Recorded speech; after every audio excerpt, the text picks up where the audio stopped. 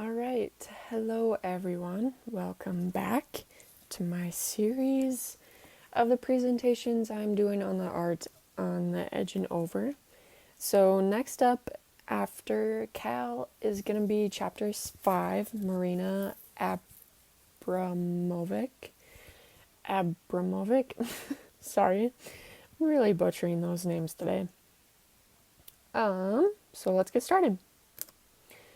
So Marina is what you would call the interpreter of spirits, and that's kind of what the book was kind of referencing towards her at the beginning of the chapter. Pretty much, Marina is a performance artist. So in her art, in her shows, she uses a lot of detail, and you'll see that in a video here. But pretty much she used to do a lot of like physical harm to her body in order to show people like, you know, the art of performance. And so that was a lot of the detail that she used towards that. She collaborated with her partner, UEF Lacepen. I believe in the video that I saw, which is a more recent video versus what the book has, because the book has it that they were partners. However, in the video, it's going to say that she had like 2 husbands and then they passed away, and I believe he passed away at some point in her life, but pretty much they shared a lot of the same traits, which is why they liked working together. They both kind of had like the same thick dark hair, some facial features, or the same facial features, and even the same like birthdays, except for disclaimer, he was 3 years older than she was. So with that, we will get into some of the performance arts that she did. So one of them was breathing in and out. This was a really unique piece of art to explore.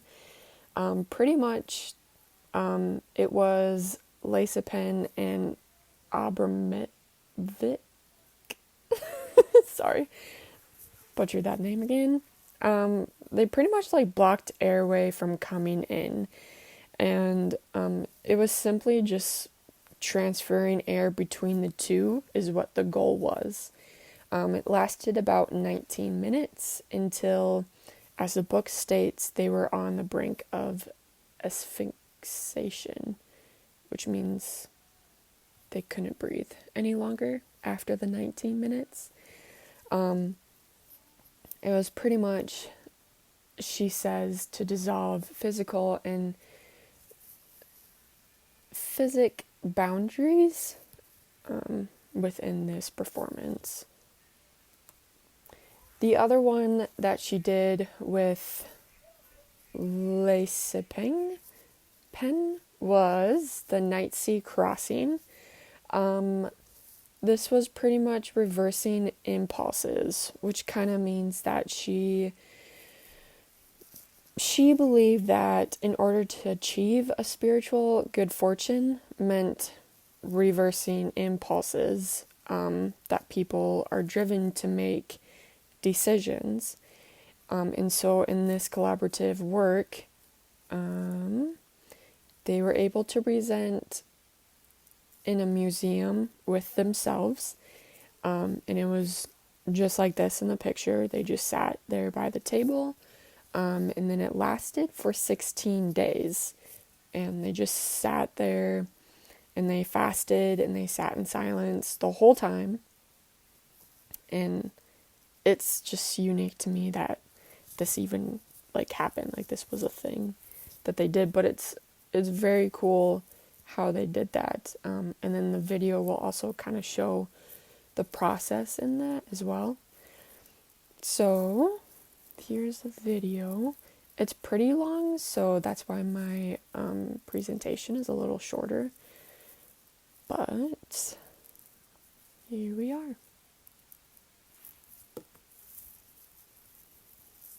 And an ad. I love those.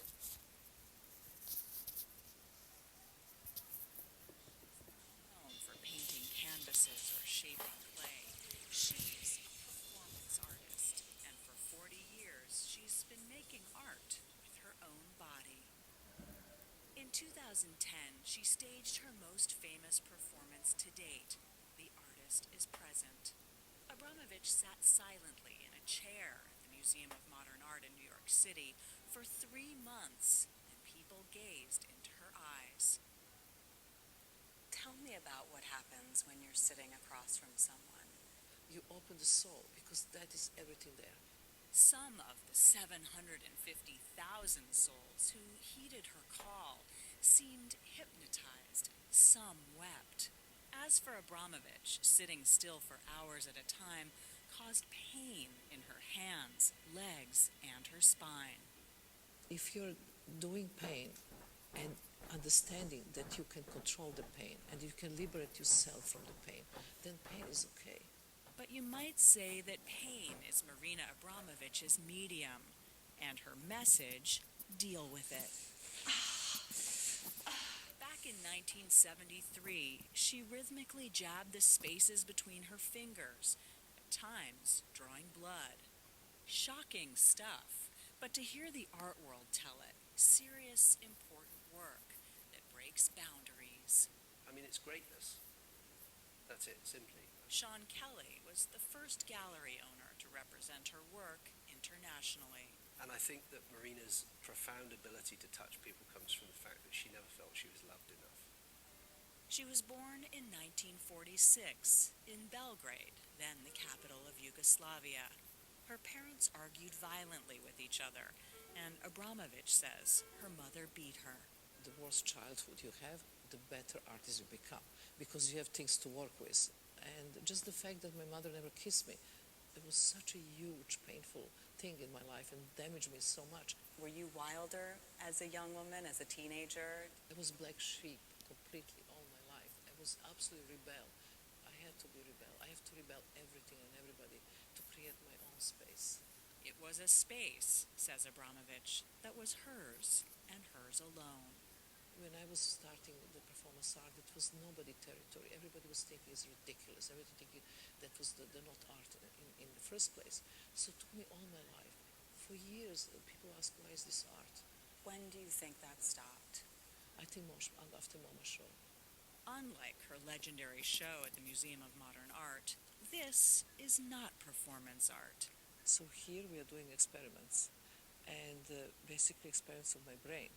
Because she's known as someone with remarkable mind control, neuroscientists recently brought her to an historic soundproof chamber at Bell Labs in New Jersey. We are measuring the differences in her brain as she is changing her mental state. To watch her brain waves as she made sounds. Being the subject of experiments, putting one's body through years of painful performances, and planning new shows can take a toll on an artist. So do you get to spend a good deal of time here? Since 2007, she's come to this star-shaped house in upstate New York to recharge. What do you call this place? My paradise. Yeah. Abramovic was married twice, and for 12 years lived and worked with another performance artist, a West German known as Ulay. Yes, the slapping was performance, but today she is here alone. So there are lots of things here. Her archives are here. And they're all labeled and numbered. Yes. And there are 26 acres of meadows and orchards. You know, we can learn from nature. Nature is a big, big teacher, which we forgot. Her favorite tree is here. Everybody have to find his own tree, you know? Try. Yeah, Say hello. I like it. But really, and then just, you know. Yeah, it's gorgeous. When you get to It's come into totally nature like, and hug it. and we hug together.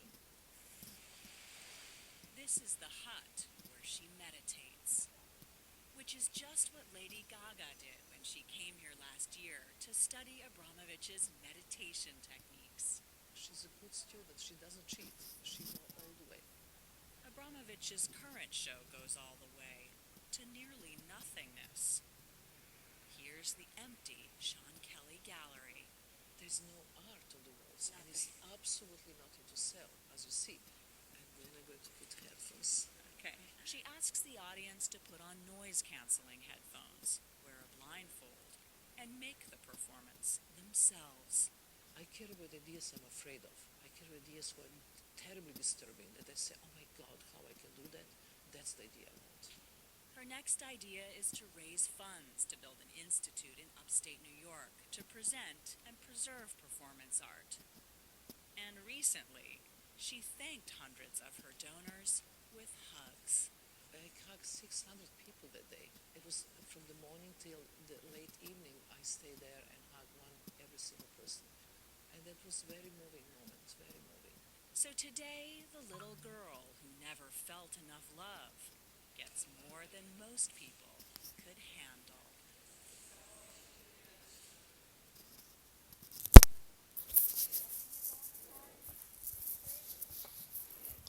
All right, so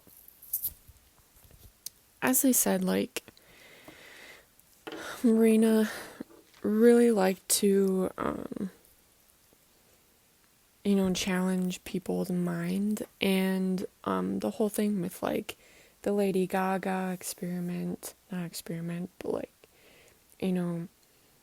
portion where they went out into that star-shaped house and just kind of took a breather is, very cool. But one thing that I noticed with this video, I read through the comments and a lot of people were saying, like, this isn't art, this is satanic, and I'm an artist, this is not art. And so it was just kind of unique to see other people's review on what she's doing. And I think she really, the whole thing with her bringing in that spiritual side of things and then using that in her art, you can really see that. So I think she does a good job. So that's Marina Abramovic for you.